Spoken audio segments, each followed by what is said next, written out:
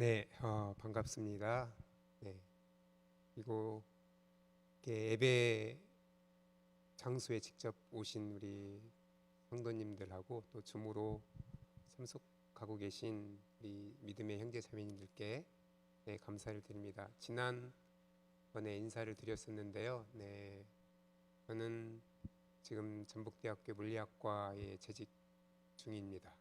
그리고 여기 창조과학회에 각 지부가 있는데 전북 지부에 부지부장으로 섬기고 있고, 여러분들이 강의를 하신 그 마윤정 박사님이 이제 지부장으로 전북 지부를 섬겨주고 계세요.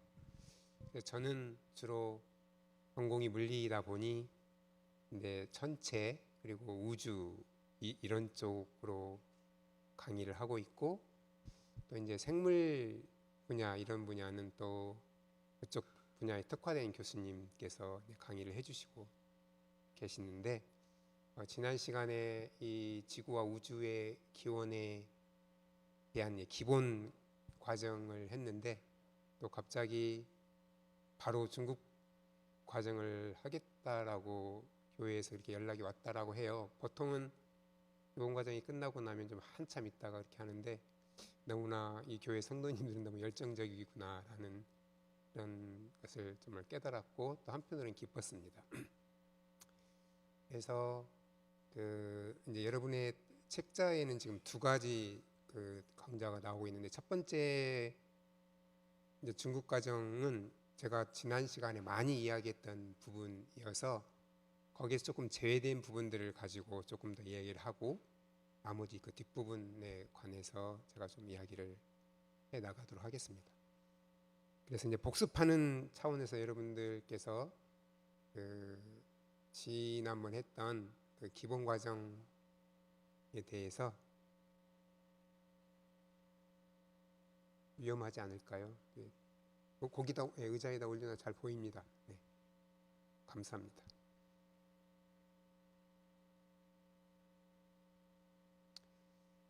그래서 이제 지난 시간에 제가 보여주었던 여러분들 그 슬라이드인데, 네, 이제 현대 과학이 말하는 우주의 시작은 이제 빅뱅이라는 그런 사건이 우연히 일어나고 오랜 시간을 거치면서 현재 우리가 보는 모습의 우주가 만들어졌다라고 이야기를 하고 있다라고 설명을 드렸었습니다.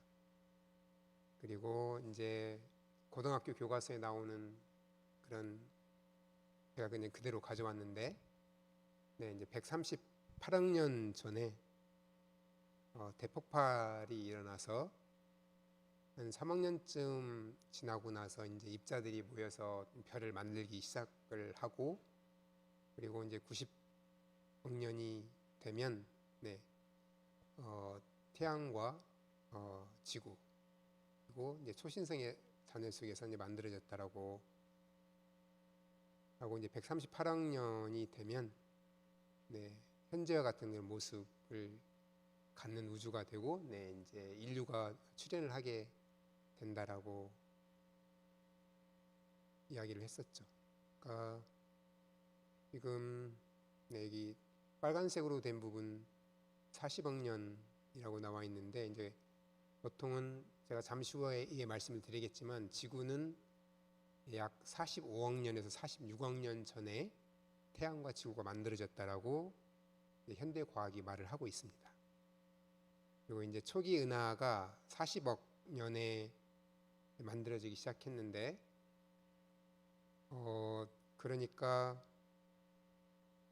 그 빅뱅이 일어난서부터 40억 년이 지난 다음에 우리가 보고 있는 은하들, 별들의 집단이 만들어졌다라고 이야기를 하고 있단 말이에요. 그런데 제가 지난 시간에 여러분들이 보이던 증거 중에 하나가 아주 오래된 별들이 있었다.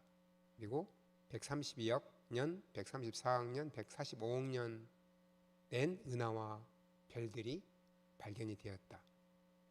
그래서 이런 천체들의 과학적인 발견은 빅뱅 이론을 주장하는 사람들에게 상당히 당혹감을 주고 있다라고 여러분들에게 설명을 드렸었습니다.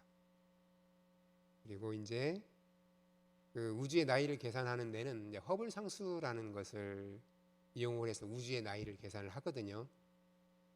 그래서 저기 지금 여러분 그 스크린에 보는 것처럼 측정할 때마다 이제 허블 상수 값이 변하고 있고 최근에 2023년에 측정한 허블 상수 값이 73.8로 측정이 됐는데 그걸 우주 나이로 환산해 보면 132억 년이라고 했습니다.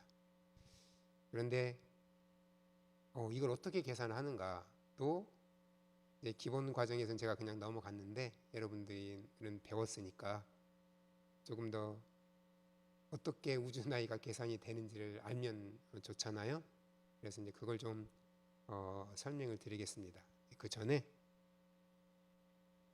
네, 그 도플러 효과라는 게 있어요. 여러분 들어봤는지 모르겠는데 도플러 혹시 도플러라는 말은 들어보셨는지 모르겠어요.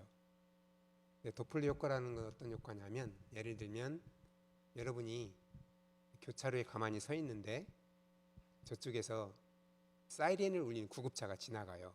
그러면 가까워지면 소리가 커지죠. 그리고 멀어지면 소리가 작아지죠. 실제적으로 우리가 듣기에 소리가 커지는 게 아니고 그 진동수라는 게 커지는 겁니다. 진동수라는 게 뭐냐면 우리가 노래를 부르거나 악기를 다룰 때 음계 도레미파 솔라시도가 있잖아요. 그 도레미파 솔라시도를 진동수로 이야기를 할 수 있는데 이제 과학자들은 도가 그러니까 그 약 126헤르츠 정도 돼요.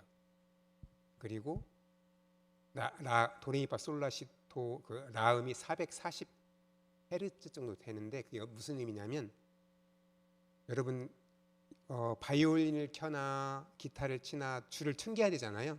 현악기는 활로 현을 켜야 되고 그럼 줄이 떨거든요. 진동을 하거든요. 그 줄이 떠는 숫자를 이야기합니다. 440이면 바이올린 줄이 440번 1초에 440번 진동을 하는 거예요. 그러면 우리 귀에 라음으로 들립니다. 그 음이. 예를 들어서 여기 계신 분들 중에 두 분이 나오셔서 양쪽에서 줄 하나를 주고 줄을 잡고 흔들어서 1초에 440번 흔들 수 있으면 우리 귀에 라음으로 들린다는 거예요. 그게 이제 진동수라는 거거든요. 그래서 도플 효과라고 하는 것은 구급차가 이렇게 지나갈 때 가까이 오면 커진다는 게 소리 자체가 커지는 게 아니라 도움으로 들렸던 게 라음으로 들린다는 그런 뜻이에요. 그게 바로 도플 효과입니다. 이야기하는. 그런데 빛의 도플 효과라는 게 있는데 제가 금방 말씀드린 것은 소리에 관한 도플 효과였고 빛의 도플 효과라고 하는 것은 여러분 저기 보면 무지개 색깔이 보이잖아요. 빨주노초 파남보 무지개 색깔이 보이는데 햇볕을 프리즘을 통과시키면 저런 거기 무지개 색깔 스펙트럼이 나타납니다. 무지개가 나타나요. 그러면 우리가 보는 건 저렇게 색깔로 보지만 저기 숫자가 적혀 있잖아요. 빨간색 쪽이 700이라는 숫자가 적혀 있고 파란색 쪽이 400이라는 숫자가 적혀 있잖아요. 그게 바로 파장입니다. 파장. 그래서 빨간색은 숫자가 높으니까 파장이 길고 파란색은 숫자가 작으니까 파장이 짧습니다. 그런데 제가 그 진동수라는 걸 얘기했잖아요. 1초에 몇 번 흔들리는가. 그 진동수와 파장은 서로 역수 관계에 있습니다. 반비례 관계에 있어요. 그래서 파장이 길다라는 말은 진동수가 작다라는 말이고 파장이 짧다라는 말은 진동수가 크다라는 말이에요. 제가 소리를 얘기했지만 마찬가지예요. 자, 빛이 나로부터 소리를 내는 구급차가 멀어지듯이 빛을 내는 천체가 나로부터 멀어지면 그게 소리가 작아지는 것처럼 소리가 작아진다는 말은 진동수가 작아지죠. 그러면 저걸 파장으로 이해하면 파장이 길어지는 거예요. 그래서 내가 별을 관측을 했을 때 오늘 관측한 별의 색깔과 그러니까 어제 관측한 별의 색깔과 오늘 관측한 별의 색깔이 달라요. 조금 이걸 극단적으로 이야기를 해보면 오늘 관측한 별의 색깔은 노란색이었는데 어제 관측한 별의 색깔은 노란색이었는데 오늘 관찰을 해보니까 빨간색 같은 별인데 빨간색 빛이 나는 거예요.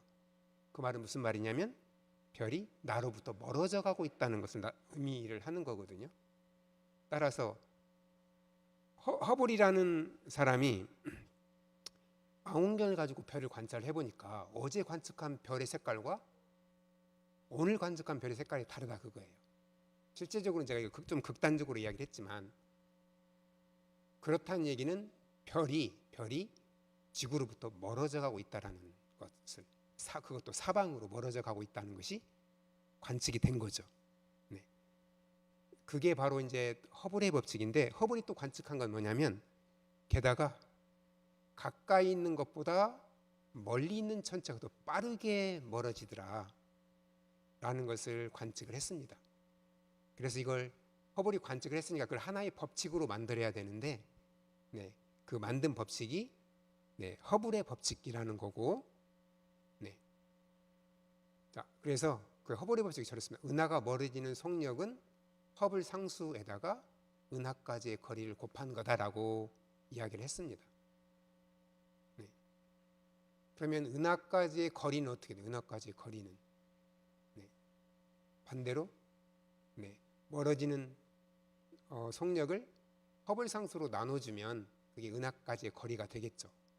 그렇게 해서 은하까지의 거리를 네, 구하는데 그러니까 지구에서 관측하기에 모든 천체들이 지구로부터 멀어져 가고 있는 것을 보면 그걸 뒤로 되돌리면 거꾸로 뒤로 되돌리면 모아질 거 아니에요?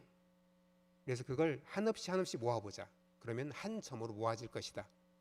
그래서 그 점이 폭발을 해서 네, 계속 퍼져나가면서 현재의 모습과 같은 우주가 만들어졌다라고 하는 게 빅뱅이라는 그 사건으로부터 만들어 진화해 가는 과정이고 나이를 어떻게 계산하냐면 저 허블 상수 나이라고 하는 것은 바로 시간을 이야기하잖아요. 시간이 지나가는 게 나이를 먹는 거잖아요. 그래서 저기 시간을 측정을 해보면 네, 그 나이를 그러니까 시간을 측정한다는 건 나이를 측정하는 건데 저 거리를 알면 나이를 알 수 있습니다. 자, 어떻게 하느냐면 네, 여기 보면 허블 상수를 알면 우주의 나이를 계산할 수 있다고 했는데요. 네, 실제적으로 계산을 해보면 이건 시기라서 좀 어려울 수 있어요, 여러분들에게. 자, T라고 하는 것은 타임입니다. 타임, 시간. 저기 밑에 H라고 적혀 있는 건 허블 상수예요. 그래서 우주의 나이라고 하는 것은 허블 상수의 역수. 허블 상수가 실험적으로 관측을 해서 구해지면 그걸 역수를 취하면 네, 그게 우주의 나이가 된다. 그래서 예를 들어서 저기 2021년도에 측정된 허블 상수가 2021년도를 볼까요, 한번? 네, 뒤로 가서 네, 21년도에 네, 여기가 지금 65.8이라고 나오는데 계산은 73으로 한 것 같아요. 그리고 여기 그 파란색 박스를 보면 1파섹이라는 말이 나옵니다. 1파섹. 3.26 광년입니다. 1파섹이라는 게 천문 단위는 우주를 관찰을 하면 광활하잖아요. 거리가 우리가 알고 있는 뭐 200km, 300km가 아니에요. 지구에서 태양까지의 거리가 1억 5천만 킬로미터입니다. 근데 우주 전체를 놓고 보면 그것도 아무것도 아닌 그런 거리가 되거든요. 왜냐하면 우리 은하만 되더라도 10만 광년입니다. 빛이 10만 년 동안 가야 돼요. 따라서 여기 천체를 관측하고 거리에 관해서 이야기할 때는 주로 저기 파섹이라는 단위를 이용을 합니다. 네. 단 우리가 일반적으로 알고 있는 킬로미터 단위가 너무 작기 때문에 그래요. 그래서 여러분이 기억해야 될 게 뭐냐면 1파섹이 3.26 광년이다. 즉 빛이 3.26년 동안 간 거리가 바로 1파섹이에요. 그러면 그걸 자 옆에 또 이제 아래에 메가파섹이라고 나왔잖아요. 메가는 10의 6제곱 100만이다. 100만. 메가라는 말은 100만이라는 뜻이에요. 그러니까 1파세기에다 100만을 곱하면 326만 광년이 돼요.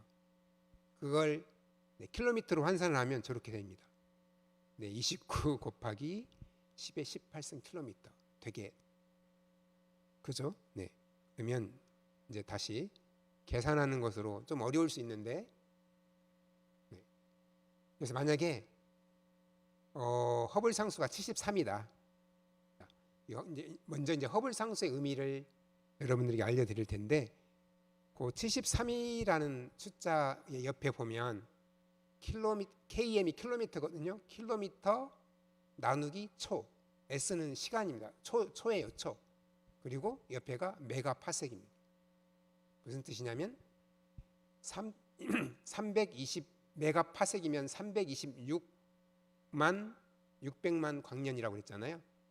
그렇죠? 그 위치에 있는 별이 1초에 73km씩 멀어져 간다라는 뜻입니다. 그러니까 허블 상수의 그 숫자의 의미가 뭐냐면 326백만 광년 떨어진 별이 초속 저 숫자의 속력으로 멀어져 간다라는 그런 뜻입니다.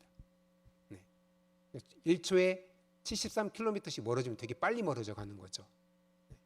그래서 그 허블 상수값을 아래의 분모에다 대입을 해놓고, 그 다음에 아래에 메가파섹이 있으니까 그게 다시 분자로 올라오죠.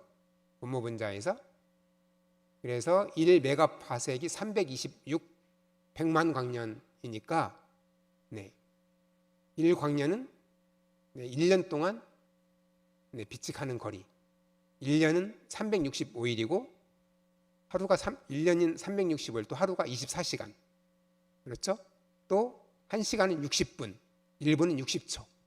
그래서 그걸 계산을 해보면요, 133.97억 년이 나와요. 년. 저렇게 해서 이제 우주의 나이를 계산하는 겁니다. 허블 상수를 이용을 해서.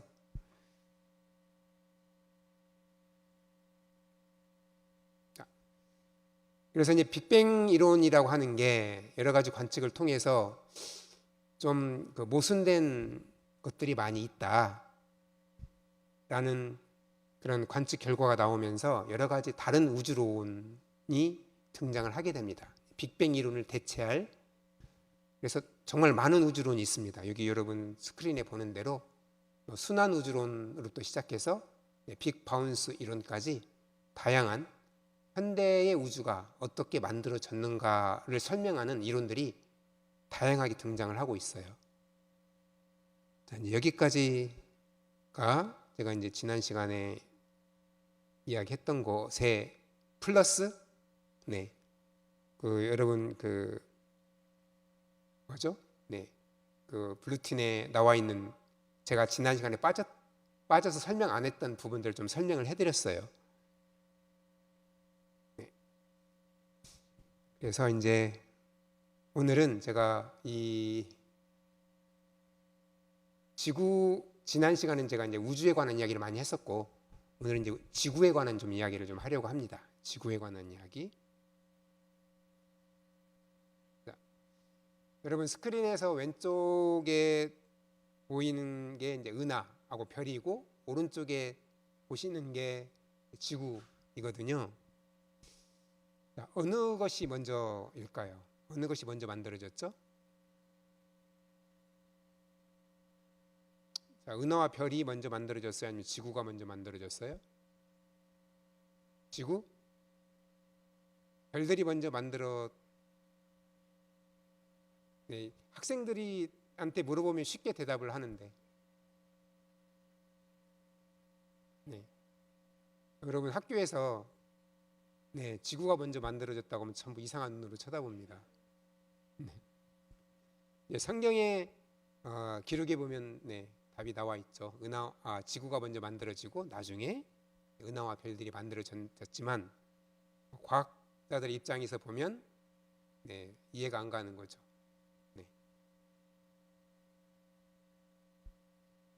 그래서 진화론에 의하면 우주의 기원은 이제 자연에 의해서만 설명할 수 있다.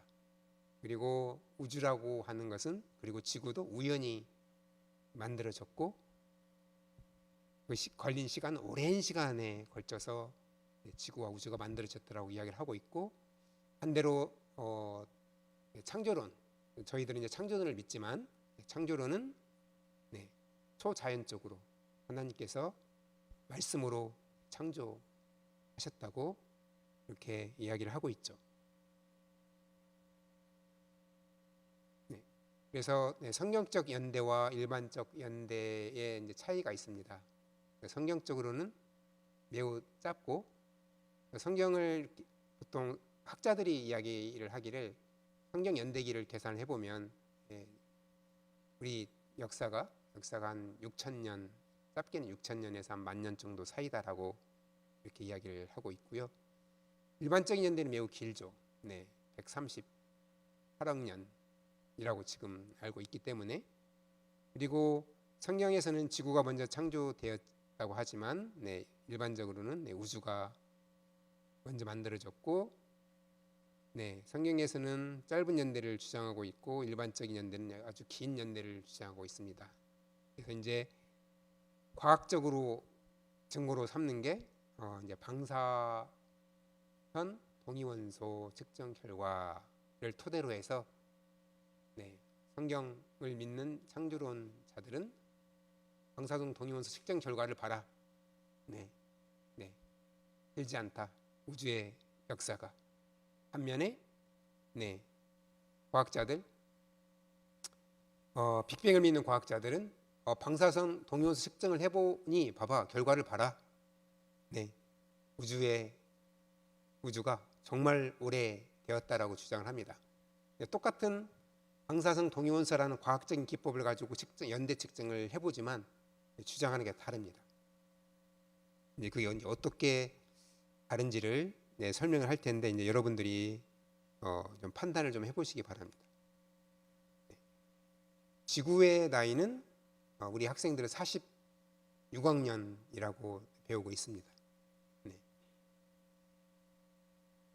자, 왜 46억 년이냐? 동일과정설이라는 지질학에 기반을 두고 있습니다. 동일과정설. 말 그대로 동일한 과정이 계속해서 일어나고 있다, 그런 말이 됩니다.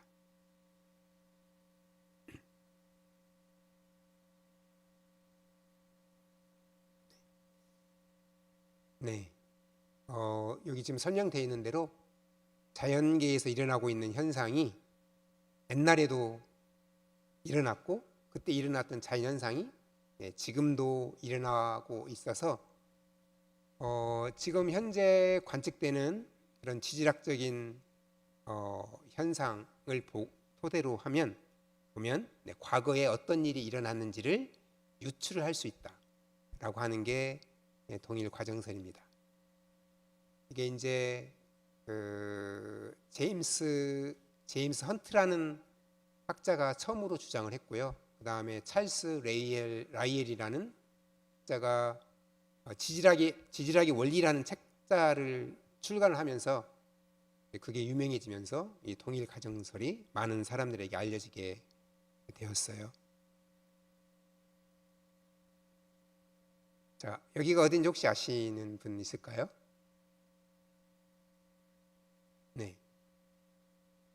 그랜드 캐년입니다. 그랜드 캐년. 혹시 가보신 분 있나요? 계시군요. 저도 한 몇 번 가봤는데 마지막에는 저희 아이들을 데리고 갔었거든요. 그랬더니 아이들의 입이 이만큼 나오더라고요. 왜 이런 재미없는 데를 데리고 왔냐고. 재미없다고.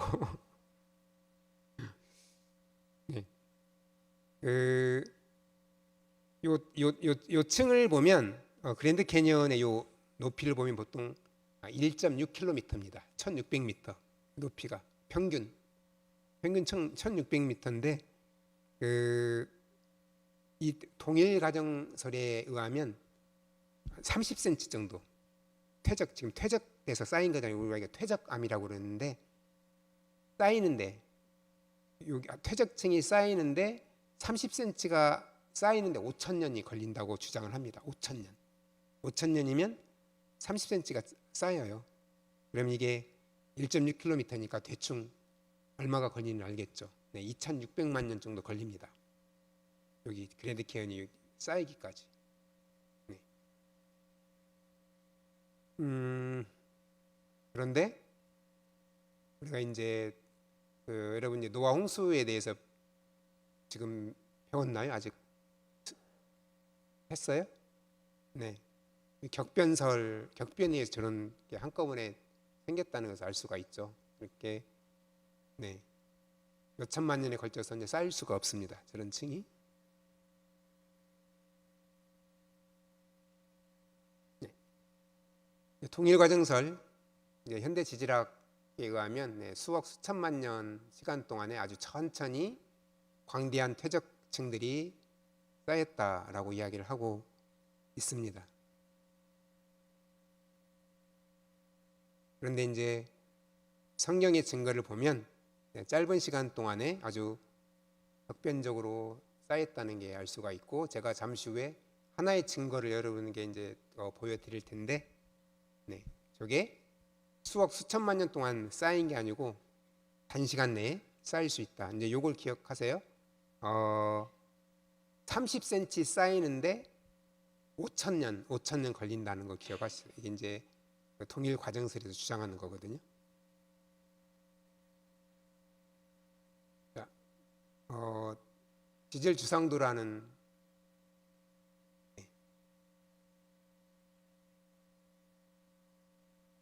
여기 보면 지금 영어로 나와 있어서 좀 그런데 지금 여러분 옛날에 우리 역사를 지구과학 시간 같은 걸 보면 고생대, 중생대, 신생대 이런 걸 배우잖아요.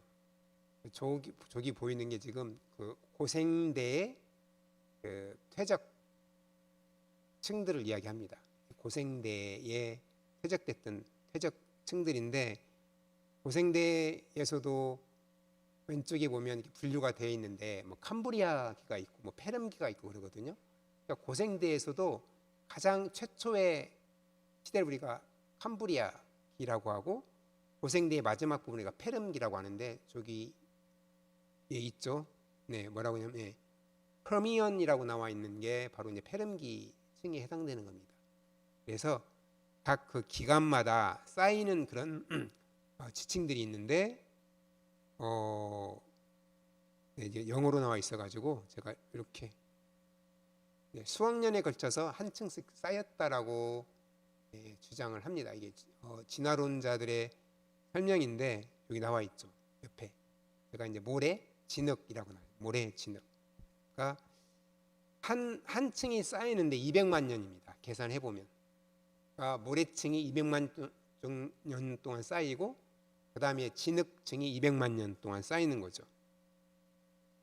네, 그 다음에 석회, 라임스톤이라고 하는 석회층이 또 200만 년 동안 쌓이게 되고, 또 진흙이 쌓이고 모래가 쌓이고 진흙, 석회, 모래가 쌓이고 석회가 쌓이고. 이해가 안 가는 게 요 지질 주장들을 보면, 그러니까 200만 년 동안 바람이 계속 부는데 200만 년 동안은 모래만 계속 쌓이는 거예요. 그리고 또 200만 년 동안은 진흙만 쌓이고, 또 200만 년 동안은 또 석회만 쌓이고, 그래야 저런 층이 만들어지거든요.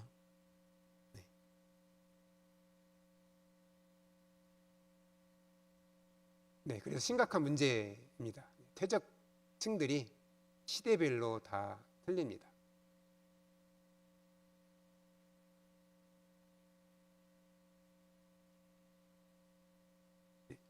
그리고 또 하나는 여기 보면 여기 결이 보이거든요. 우리가 단면을 보면 층의 결이 보입니다. 그런데 우리가 과학 시간에 배웠듯이 바람이 불어서 풍화와 침식이 일어나거든요. 바람에 의해서도 침식이 일어나고, 또 빗물에 의해서, 비에 의해서도 침식이 일어나고. 그러니까 암석이 퇴적이 되면 바람이 불고 비가 오고 그러면 깎이거든요. 그래서 그걸 우리가 침식이라고 합니다. 침식. 그래서 이렇게 됩니다. 왼쪽에 표적이 딱 되면 가장 아래층에, 그 다음에 2층에 어떤 하나가 쌓였는데 침식에 의해서 저렇게 깎인 부분이 나타나죠. 또 그 후에 다른 게 쌓여요. 또 풍화와 침식을 일으킵니다. 그러면 또 이렇게 깎이게 돼요. 그래서 풍화와 침식을 반복하다 보면 그런 뾰족뾰족 경계면이 이렇게 뾰족한 그런 단면들이 보여야 되는데 그렇지 않다라는 거죠. 항상 반듯합니다. 반듯. 그렇다는 얘기는 저게 수억 수천만 년 동안 쌓인 게 아니고 단번에 그 격변에 의해서 바로 쌓였다는 걸 의미를 합니다. 저게 이제 그게 단면으로 보여드리는 단시간에 쌓였다는 증거가 되고요.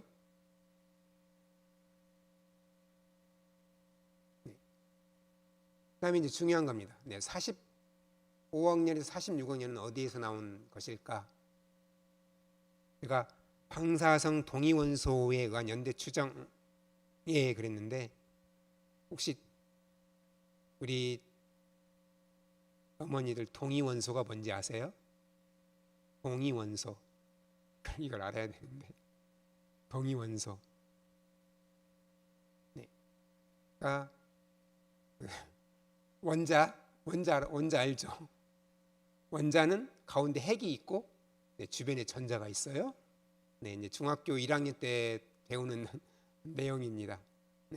그런데 원자가 있으면 그 원자 중앙에 핵이 있다고 그랬잖아요. 근데 핵이 무엇으로 이루어졌냐면 양성자라는 거하고 중성자라는 이루어져 있어요. 그래서 예를 들어서 여러분 알고 있는 탄소가 C라고 쓰거든요. 원소 기호에 C라고 쓰거든요. 탄소는 양성자가 6개 있고 중성자가 6개 있어요. 합쳐서 12가 되죠. 합쳐서 12가 됩니다. 그런데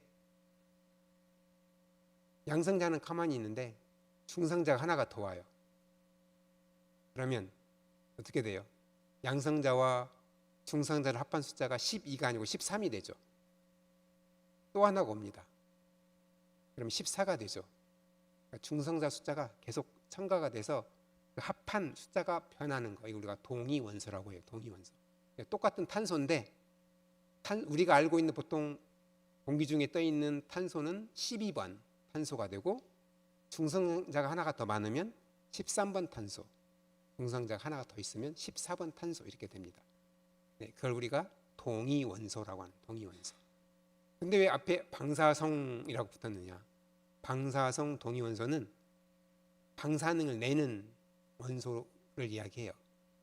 왜냐하면 우리가 알고 있는 탄소는 10인데 그게 가장 안정된 그 원소거든요. 가장 안정될 때가 양성자 숫자와 중성자 숫자가 같을 때가 가장 안정합니다. 그런데 중성자가 하나 있으니까 불안하잖아요. 불안하죠. 그러면 베타 분계라고 해서 방사능을 하나 쏟아냅니다. 쏟아내면서 중성자를 방출을 해요. 내보내요. 그래서 안정된 상태로 변하려고 하거든요. 그러니까 방사능을 방출하기 때문에 방사성 동위원소라고 합니다. 그래서 탄소 13이나 탄소 14가 방사능을 내면서 다시 탄소 안정된 12로 변하는 게 바로 방사성 동위원소라고 해요. 그걸 이해를 하셨으면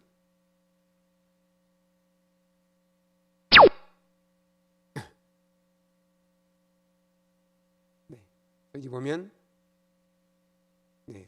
달이요, 달. 달에 가서 돌멩이 하나를 가져왔습니다. 그걸 이제 월석이라고 하는데, 월석, 달에서 가져온 달. 보니까 돌을 가지고 와서 보니까 거기에 우라늄이 반절이 있고 납이 반절이 있는 거예요. 그 달에서 가져온 돌에. 그런데 이제 우라늄도 그 양성자 중성자하고 합한 게 235, 238 이렇게 있습니다. 그래서 무거운 원자일수록 불안정하거든요. 그래서 방사능을 많이 냅니다. 그래서 방사능을 방출하면서 다른 원소로 바뀌게 돼요. 자꾸. 그래서 우라늄이 뭘로 변하느냐? 납으로 변합니다. 네. 그래서 우라늄이 납으로 변하는 그 시간이, 그러니까 반절. 만약에 우라늄 양이 100이 있었는데 우라늄 양이 50으로 되고 납이 50으로 되는 그 기간이 45억 년이에요. 45억 년. 그러니까 달에서 가져온 돌멩이에 우라늄이 반절이고 납이 반절이 있으니까 추정을 하기를, 원래는 전체가 우라늄으로 돼 있었는데 우라늄 반절이 납으로 변해 있다. 반반씩 있으니까. 그래서 이 돌멩이가 45억 년 됐다라고 주장을 하는 거죠.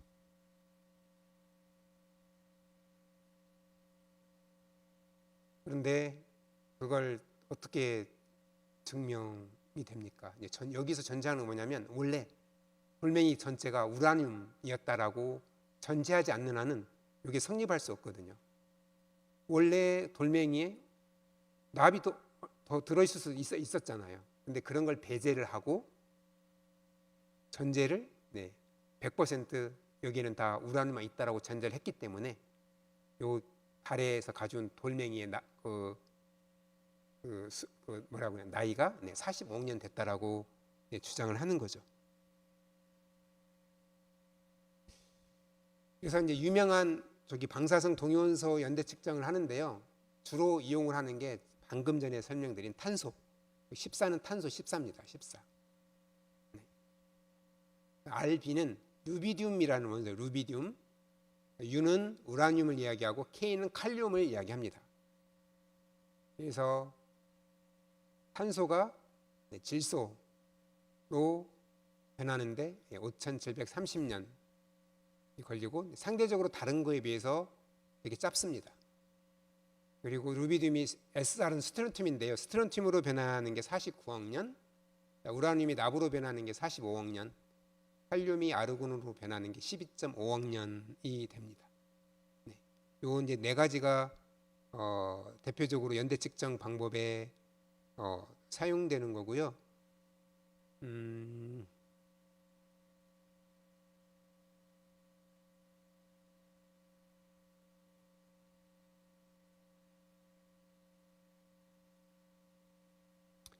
지금 여기 탄소 같은 경우에는, 그러니까 질소는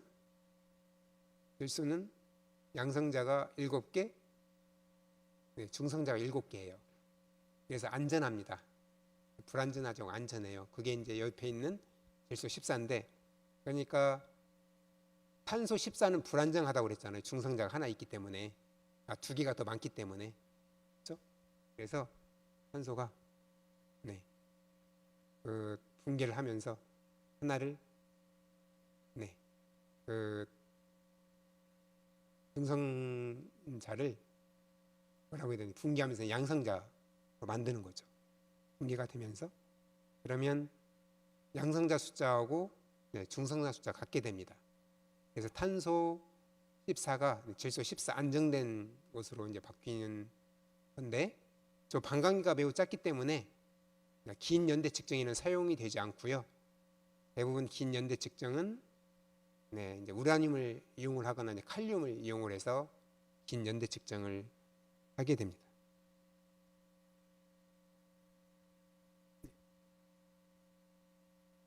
이제 연대를 측정을 하는데 이제 조건이 이렇습니다. 저게 이제 모래시계잖아요.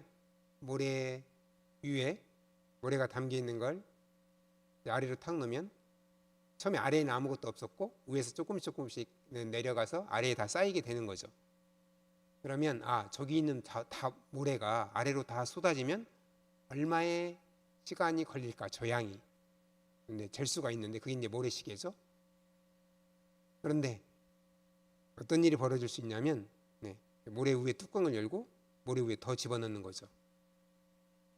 그러면 어떻게 돼요? 저 측정하는 그 정확도가 달라지겠죠. 또는 네, 아래쪽에서 네, 빼내는 거예요. 떨어지는 것을.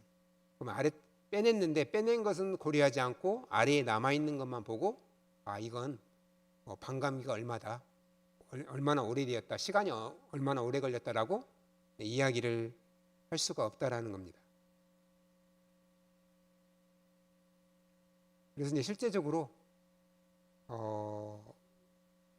고생대, 뭐 중생대, 신생대 지층에서 나오는 화석들을 가지고 연대 측정을 해봤습니다. 방사성 연대 측정법을 해봤는데 여기에 보면 네, 가운데 보면 조금 색깔이 좀 연한 그런 부분이 있거든요. 옆에 이제 검정 거 빼고 거기 이제 나무입니다. 나무. 화석나무인데 여러분들 석탄이라고 생각을 하시면 돼요. 석탄. 그래서 그 진화론자들이 주장하는 1억 8,900만 년의 그 쥐라기 지층에 묻혀 있는 화석나무를 가지고 정말로 얘가 약 1억 9천만 년이 됐는지를 방사성 연대 측정 방법으로 측정을 해봤습니다. 네, 그랬더니 1억 9천만 년이 아니고 약 2만 4천 년이 나왔어요. 훨씬 짧아졌죠. 네. 그래서 저게 현대과학 기법으로 측정을 했긴 했는데 그것도 완전히 정확한 방법이라고 이야기를 할 수 없지만 실제적으로는 미국 동부에 펜실베니아라는 주가 있는데 펜실베니아 스테이트 유니버시티라는 곳이 있습니다. 그곳에 미국 에너지성에서 이제 관장하는 화석들을 보관하는 장소가 있어요. 화석이 발견이 되면 화석을 보관하고 있거든요.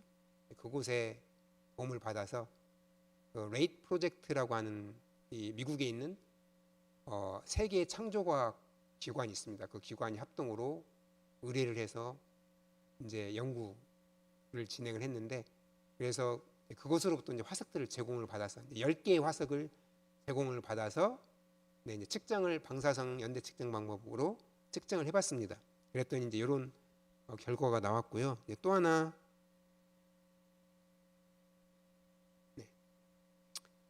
진화론자들이 2억 5천만 년 됐다라고 주장하는 여기 페름기 석탄층에서 발견된 화석나무라고 불리는 걸 가지고 연대 측정, 탄소 연대 측정 방법을 써서 해봤더니 33,700년이 나왔습니다. 2억 5천만 년 된 거하고는 차이가 많이 있죠. 방사성 탄소 연대 측정 방법으로도 지금 성경적 연대하고 약간의 차이가 있어요. 성경적 연대는 약 6,000년에서 10,000년 사이로 보고 있는데 그것보다는 약 3배 정도, 3배에서 5배 정도 크게 나오고 있죠.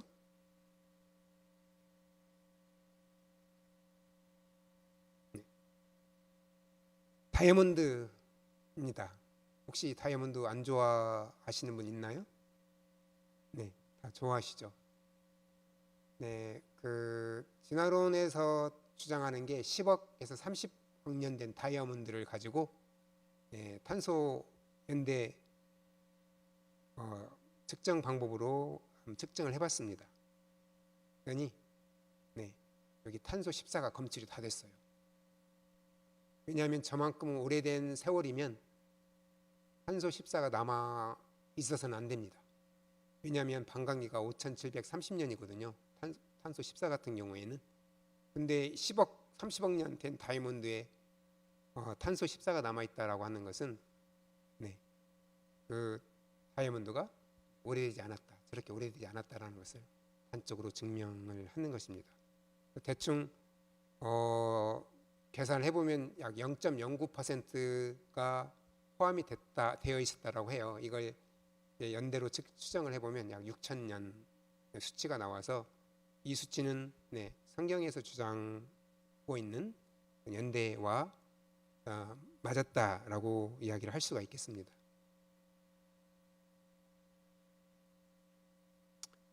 이것만 봐서는 어디인지 모르겠죠. 어디 같아요? 네? 혹시 가보셨습니까? 여기? 네. 미국의 워싱턴 주에 있는 세인트 헬렌 산의 호수입니다. 스피릿 호수라는 호수인데, 네, 이 산에 어떤 일이 벌어졌냐면 폭발을 하게 됩니다. 화산 폭발이 일어납니다. 날짜를 잘 보십시오. 1980년 5월 18일. 네, 우리나라에도 역사적으로 아주 의미 있는 그런 날이었죠. 슬픈 날이었죠. 네, 5월 18일 민주화 운동이 일어났던 그 날에 미국에서는 화산 폭발이 일어납니다. 그래서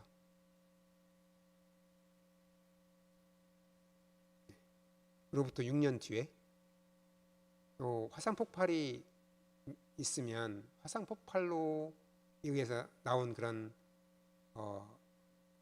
그걸 파쇄물이라고 해야 되나요? 그 부유물이라고 해야 되나요? 뭐 화강암도 나오고 여러 가지 암석들이 화산 분출로 인해서 나오겠죠. 그래서 그 여러 가지 암석들, 여기 보면 전암, 사장석, 각섬석, 휘석 이런 암석들의 나이가 얼마나 됐는지를 연대 측정 방법으로 측정을 해봤어요. 그랬더니 전암이 35만 년, 사장석이 34만 년, 90만 년, 휘석 170만 년, 농축된 휘석 280만 년 이렇게 나왔습니다.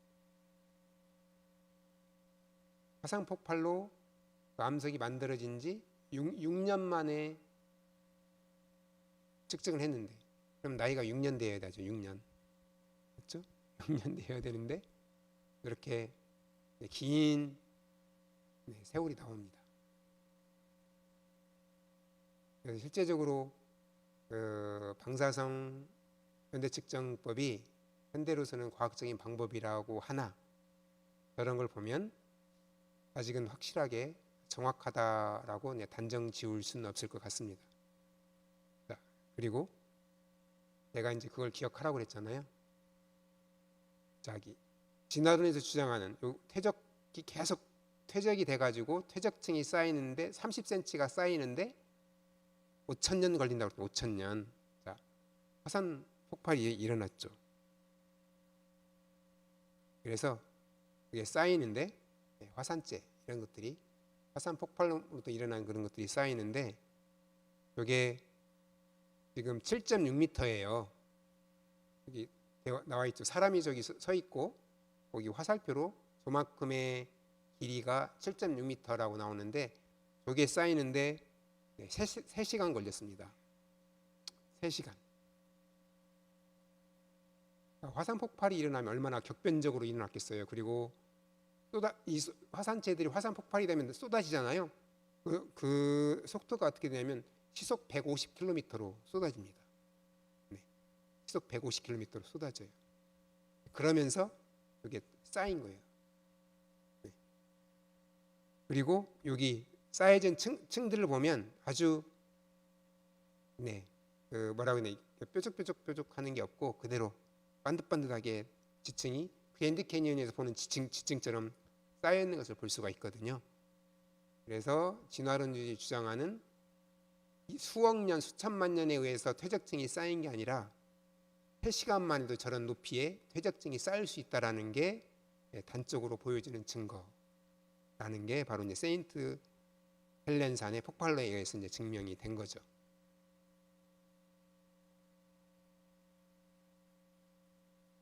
우주와 지구는 오랜 시간에 걸쳐 만들어졌다라고 진화론 과학자들이 주장을 합니다. 특별히 창조론을 이제 그 배제를 하죠. 왜냐하면 믿기가 싫거든요. 창조론자들이 6,000년 됐다는 걸 무신론자들은 안 믿으려고 해요. 그래서 오래됐다라고 이제 주장을 하는 거죠.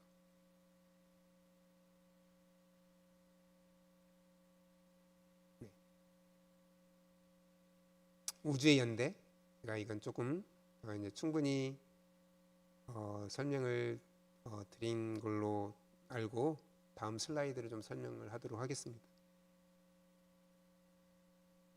네. 또 어려운 게 나왔네요. 어려운 게 아인슈타인의 일반 상대성 이론. 네. 네. 혹시 여러분 중력이라는 게 중력? 중력이라는 게 뭐죠? 네? 네.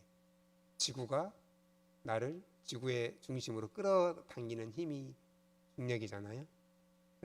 그래서 여러분들이 걸어 다닐 수 있는 것, 그 땅에 발이 붙어 있는 것도 바로 중력 때문에, 중력이 없으면 여러분 지구를 떠날 수 있습니다. 붕붕 날아다닐 수 있어요. 그런데 그 아인슈타인은 중력이라는 게 지구가 잡아당기는 게 아니라 여기 나와 있는 대로 우리가 보고 있는 이 공간이 휘어져 있다라고 이야기를 합니다.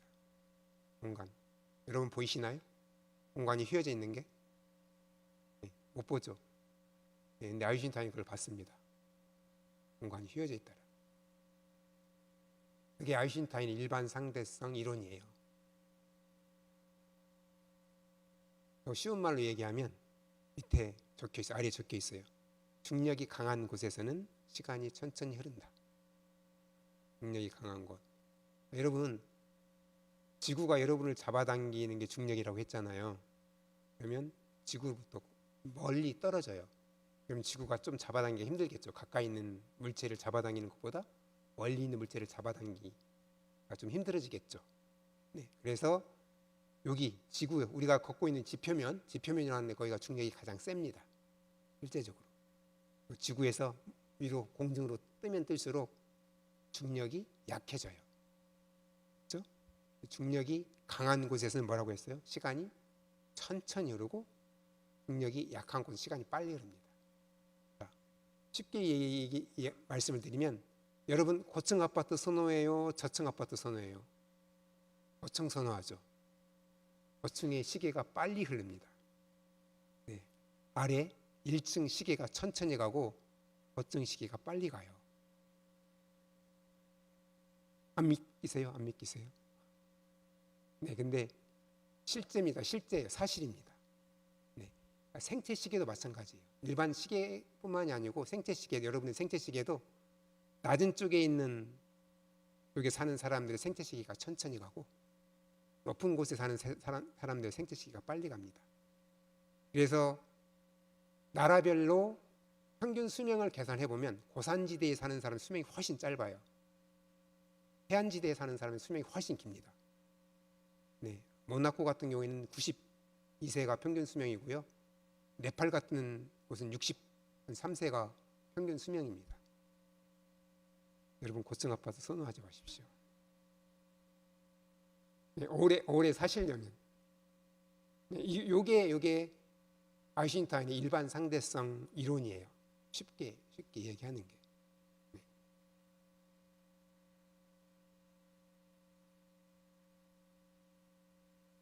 그렇다는 얘기는 빅뱅 이론이 주장하는 건 중력이 세다라고 하는 것은 질량이 크다라는 얘기거든요. 그러니까 질량이 큰 물체에 가까이 가면 시간이 천천히 흐릅니다. 그래서 여러분 혹시 아주 오래된 영화이긴 하나 인터스텔라라는 영화를 보신 분이 있을지 모르겠는데 그 영화를 보면 거기에 나오는 주인공 쿠퍼라는 주인공이 어린 딸을 남겨두고 우주 밖으로 갔다가 돌아왔을 때 자기는 여전히 젊어 있는데 딸은 임종을 앞둔 그런 아주 늙은 할머니가 되어 있었죠. 그게 영화 속의 허구가 아니라 사실이라는 겁니다. 중력이 강한 곳에 가면 시간이 천천히 흘러요. 따라서 지금 우주가 팽창하고 있다고 그러잖아요. 그러면 이걸 가까이 모으는 거죠. 거꾸로 빅뱅의 시점으로 모읍니다. 빅뱅이 팡 터져가지고 사방으로 퍼져나가면서 현재 우주의 모습이 되었다고 하잖아요. 그럼 다시 그걸 되돌려서 쭉 빅뱅의 시점으로 모여보면 엄청난 양의 질량이 밀집되어 있겠죠. 그렇죠? 이제 밀도가 커지는 거지. 그렇다니 그곳에서의 시간은 어떻겠어요? 시간은 거의 가지 않는 그런 상태가 될 거란 말이에요. 아인슈타인 일반 상대성 이론이 맞다라고 하면. 네. 그래서 우주의 나이를 계산하는데 그런 건 전혀 고려를 하지 않고 빅뱅 이론에 의하면 그냥 단순히 팽창하고 있는 것으로만 역추정해서 우주의 나이를 계산한다는 것은 조금 문제가 있다라고 이제 말을 할 수가 있겠습니다. 네, 그리고 일반 상대성 이론이 나온 김에 여기 그림을 보면 여러분 그림을 이해하실지 모르겠는데 이게 뭐처럼 보여요? 검은색이 여러분 화면에 보이는 검은색이 네, 뭐가 빨간 게 놓여 있고 빨간 거가 네, 여기 선으로 그려져 있는 거 그게 바로 그물망이라고 생각을 하시면 돼요. 그물망, 그물망 또는 얇은 고무막이라고 생각을 합니다. 얇은 고무막. 물체를 올려놓으면 어떻게 됩니까? 아래로 꺼지죠. 푹.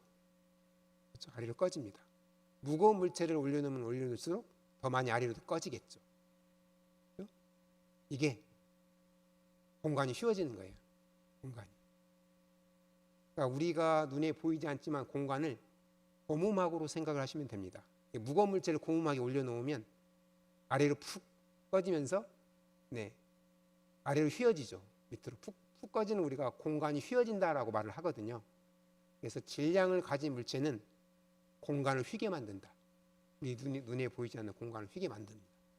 이게 바로 중력이라고 하는 것은 그 질량을 가진 물체 때문에 생기는데 바로 그 질량을 가진 물체들로 인해서 주변의 공간을 휘어지게 만든다. 왜곡되게 만든다. 이게 아인슈타인의 일반 상대성 이론이 되겠습니다.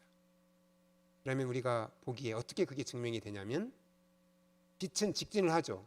우리가 별빛을 관측을 하면 별이 저기 있구나라고 알죠. 별이 저기 있구나. 근데 실제적으로 별이 저기 있지 않거든요. 네, 다른 쪽에 있습니다. 실제적인 별은. 왜냐하면 별은 직진하는 성질이 있기 때문에 우리는 별이 저기 있다고 보이지만 실제적으로는 공간이 천체들이 있으면 공간이 막 우주 공간이 휘어져 있거든요. 빛이 오면서 휘어져서 오는 거예요. 휘어져 있는 공간을 타고 빛이 오는 겁니다. 네. 그래서 어떻게 증명을 했냐면 우리가 별이 하나 있는데 지구가 태양 주변을 공전하잖아요. 그렇죠? 그러면 태양의 저쪽에 별이 있다고 하면 우리가 지구가 돌 때 태양과 별 사이에 왔을 때 그 별 관측하기가 쉽겠죠. 지구가 태양과 별 사이에 있을 때 우리는 태양도 관측할 수 있고 별도 관측할 수 있어요. 만약에 6개월 후에 공전을 하다가 태양 쪽으로 오면 저 별은 보이지 않습니다. 그렇죠. 태양빛에 가려서 반대편의 별빛은 볼 수가 없어요. 그런데 보인단 말이에요. 눈에 관측돼요. 그 얘기는 뭐냐? 그 빛이 이렇게 돌아서 이렇게 오는 거예요. 나한테 휘어져 가지고. 근데 우리는 그 별이 태양 반대편에 있는 게 아니라 저쪽에 있다라고 우리 눈으로 봤을 때 저쪽에 있으니까 그렇게 보이는 거죠. 실제 그 별의 위치는 태양의 뒤편에 있어서 공간이 우주 공간이 휘어져 있는 그 휘어진 공간을 타고 그냥 오는 거예요. 오는 거. 이게 바로 아인슈타인의 중력 이론이라고 설명을 할 수가 있겠습니다.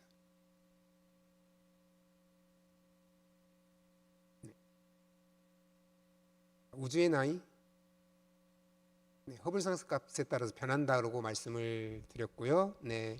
허블의 법칙에는 오차 범위도 크고 그래서 우주의 나이 측정 결과도 불확실하다라고 이야기를 할 수 있고요. 허블의 법칙은 법칙이라기보다는 이론으로 봐야 한다라는 게 맞는 것 같습니다. 그리고 측정된 나이가 맞다 해도 실제 나이와 다를 수 있다라고 했는데 요건 이제 바로 뒤에 설명을 하도록 하겠습니다.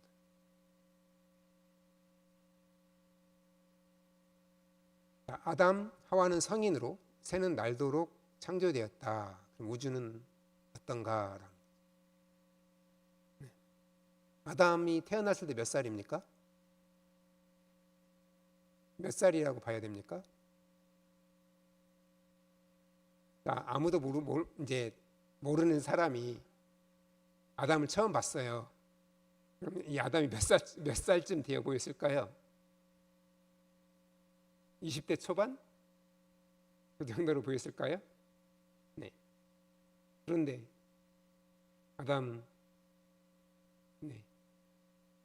6일, 7일 됐다. 첫날 아담이 창조된 첫날에 다른 사람이 만약에 봤다라고 하면 그렇죠? 7일 됐는데 보니까 아담이 7일 된 아기가 아니라 20대 청년으로 겠죠. 성인으로 하나님께 성인으로 창조를 했듯이 우주도 하나님께서 완성된 아담처럼 성년된 우주로 지금의 우주의 모습과 똑같이 창조를 하셨다. 그런데 진화론자들은 그것을 보니까 아담이 무슨 7일밖에 안 됐어. 이 우주가 왜 6,000년밖에 안 됐어.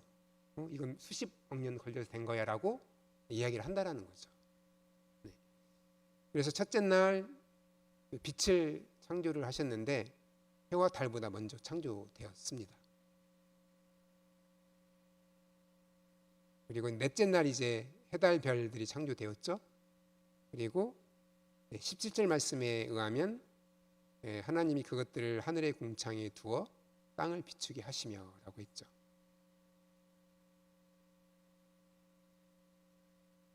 여기 이제 수십억 광년의 별빛 문제가 사라진다.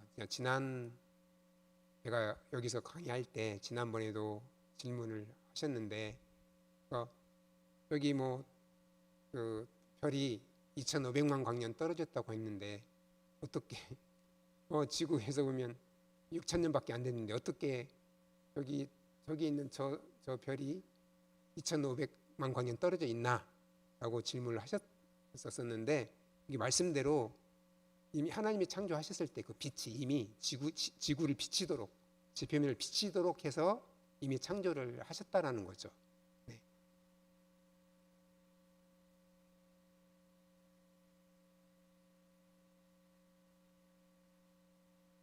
이게 이제 은하의 모습을 보여주는데요. 여기 보면 A에서부터 지금 6개의 은하가 나오는데 첫 번째 A 은하는 200만 광년. 그러니까 좀 파란색으로 보이는 은하가 가장 가까운 거고 옆으로 갈수록 그러니까 저기 뒤로 F로 갈수록 오래된 은하입니다. 그게 1억 600만 광년 떨어져 있는 은하인데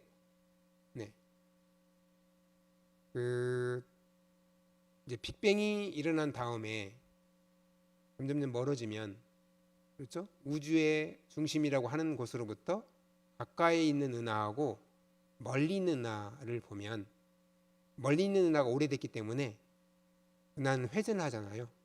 은하는 회전을 하는데 회전하는 그 팔들이 있습니다. 팔. 여기 보면 여러분 저기 스크린상에서 보일지 모르겠는데 은하가 회전하는 팔이 있는데 오랜 장구의 시간이 지나면 회전하는 팔들에 있는 별들이 흩어져서 희미해질 것이다 라고 주장을 합니다. 그러니까 오래되면 그 회전력이 약해져서 이게 더 퍼지게 되는 거죠. 그런데 아주 오래된 은하나 가까이 있는 은하나 모습이 비슷하다 그거죠.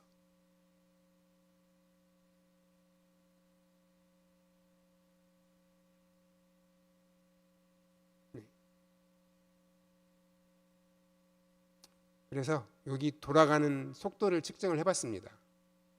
그러니 3,000광년 떨어진 것이 6,000광년 떨어진 것보다 3배 빠르게 선회하고 있었다.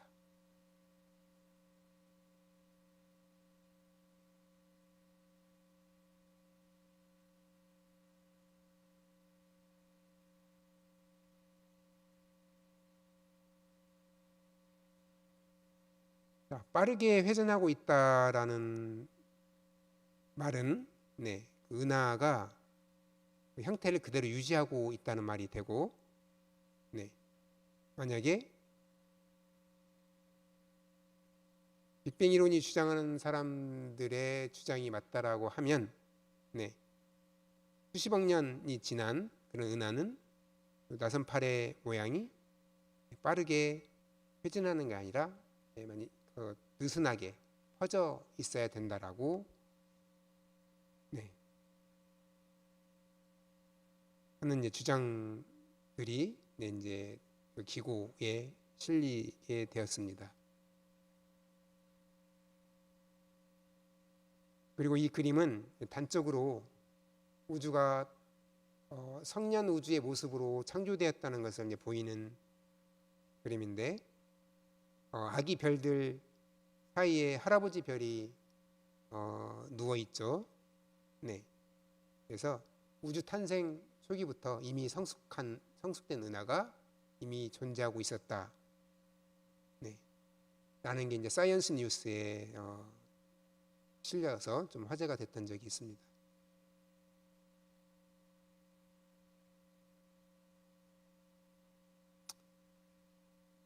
그래서 이제 이걸 우리가 실제 나이와 겉보기 나이라고 하는데, 네, 아담은 유아기가 없었죠. 네, 지구와 우주도 빅뱅으로부터 만들어서 점점점 진화돼서 현재와 같은 모습이 된 게 아니고 네, 처음부터 완전한 기능을 한 성년 우주의 모습으로 창조되었다.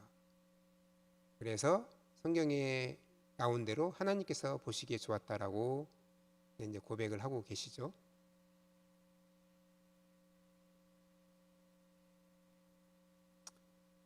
그런데 이제 과학자들의 입장에서 보면 그 성년으로 이미 존재하고 있기 때문에 우주와 지구가 아주 오래 되어 보이고 그걸 가지고 지구와 우주의 나이가 46억 년, 138억 년 됐다라고 주장을 하고 있는 거죠. 그리고 카시니 우수 탐사선이라는 게 있습니다. 그 토성을 이제 관측하기 위해서 발사됐는데 토성의 띠를 보면 실제적으로는 저게 이제 얼음 알갱이로 이루어져 있거든요.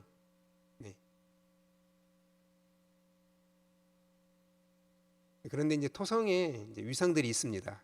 토성에 위성들이 있는데 놀랍게도 위성이라고 하면 지구에서 보면 달과 같은 역할을 하는 게 이제 위성이라고 할 수 있습니다. 그래서 엔살라두스라고 하는 토성의 위성이 있는데, 그 어떤 화산 폭발과 같은 그런 분출이 일어나는 것을 이제 관측을 했거든요. 그것도 이제 여러 번 관측을 하는데, 토성은 지구에 비해서 온도가 매우 낮아서 이제 생명이 이제 존재할 수가 없는 그런 행성인데 토성의 한 위성에서 저렇게 뜨거운 입자가 이제 분출되는 걸 보면 이제 아직도 수십억 년 됐다라고 하는 그런 진화론자의 주장에 의해서 그 주장에 비추어 봐서는 도저히 이제 믿을 수 없는 그런 과학적인 현상이 관측이 된 거죠. 그래서 이제 여기서 이제 토성의 위성에서 이제 화산이 폭발이 되고 이제 그 화산 폭발물이 급격히 냉각되면서 이제 화산 분출물과 그리고 이제 그 얼음 입자들을 분출하고 있습니다.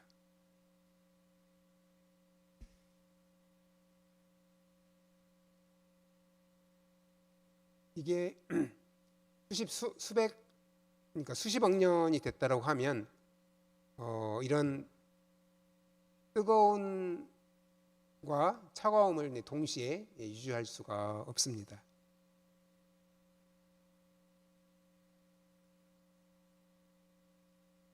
그리고 여기 보이는 게 카이퍼 벨트라고 하는 건데요. 카이퍼 벨트는 뭐냐면 태양계에서 여기 보면 넵튠이라고 해서 해왕성이죠. 그러니까 해왕성 밖에 있는 소행성들의 집단을 우리가 그곳을 이제 그러니까 해왕성 바깥쪽에 있는 소행성들의 무리를 우리가 이제 카이퍼 벨트에 있다라고 이야기를 하게 되는데, 이제 이미 명왕성이 포함이 됩니다. 저 카이퍼 벨트에는 명왕성님이 태양계 행성에서 퇴출이 됐고, 이제 카이퍼 벨트의 하나의 소행성으로 이제 남아 있게 되는데, 그 카이퍼 벨트의 소행성들도 내부열을 가지고 있고 얼음 화산을 분출하고 있습니다. 그러니까 화산 폭발을 하려면 엄청난 에너지와 열을 가지고 폭발을 해야 되는데, 거기서 나오는 분출물이 다 이제 얼음이라는 거예요. 얼음.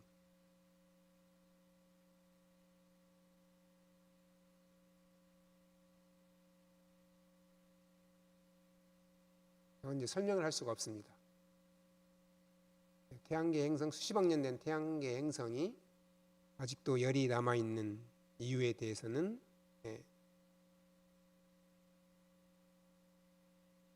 그리고 행성의 고리들, 지금 토성, 목성, 천왕성에 이제 고리가 있는데, 이런 고리들이 유성들과 충돌을 하면서 이제 사라져가고 있습니다. 그런데 이제 아직도 이제 고리가 남아 있고요.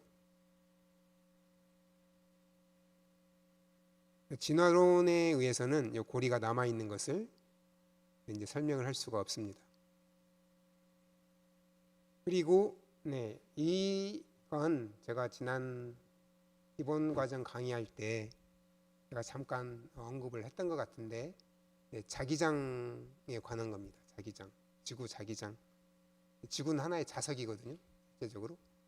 그러니까 지구 내부의 세계에 그 철이라는 게 있고, 지구가 자전을 하기 때문에 돌아가는 그 지구의 자전 때문에 생기는 그 자기장이 있습니다. 그러니까 우리가 알고 있는 북극이 자석의 남극이 되고, 우리가 알고 있는 지구의 남극이 자석의 북극이 됩니다. 그럼 막대 자석이 있으면 자기장이 만들어지잖아요. 그래서 여기 남극 쪽에서 자기장이 이렇게 나와서 북극 쪽으로 이렇게 들어가요. 그렇다는 얘기, 우리가 나침반을 가지고 보면 나침반의 바늘이 그래서 이제 북쪽을 가리키게 됩니다. 그래서 여기 보면 이제 여러분 저 그래프를 좀 잘 이해를 하셔야 되는데, 이게 해마다 지구의 자기장을 측정을 해요. 그래서 점을 딱딱 찍습니다.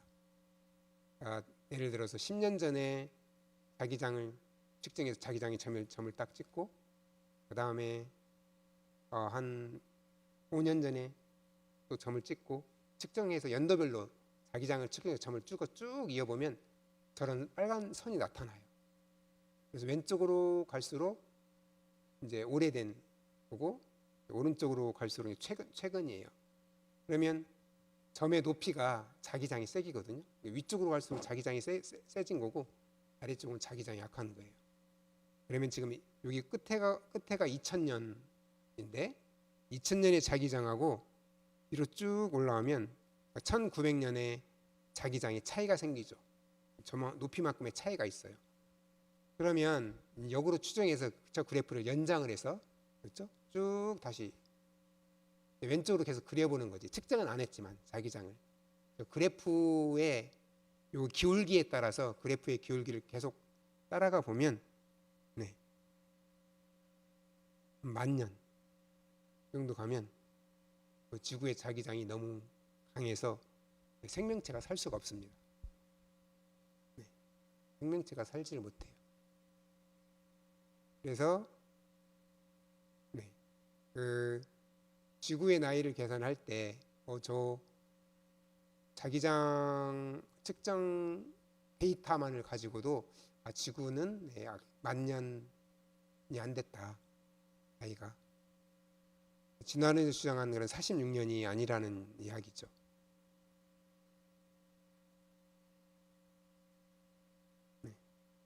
이제 거의 결론입니다. 결론. 진화와 창조의 차이.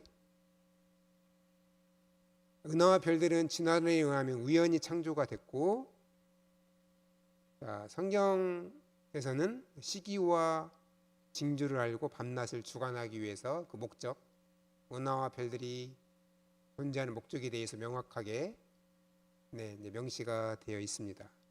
지구 또한 진화론에 의하면 우연히 창조됐지만 성경에서는 사람으로 거하게 하시려고 지구를 창조하셨다고 말씀하고 계십니다.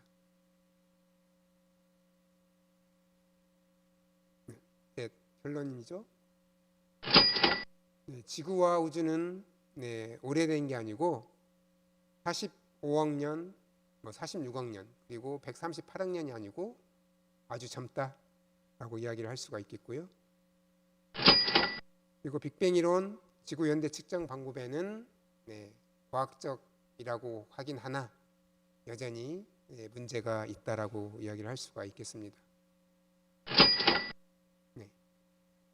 정확한 나이는 만물을 창조하신 하나님만 아십니다.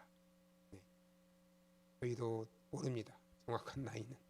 다만 성경적으로 추정을 해볼 건데 과학자들, 창조론을 믿는 과학자들은 6,000년에서 10,000년 정도를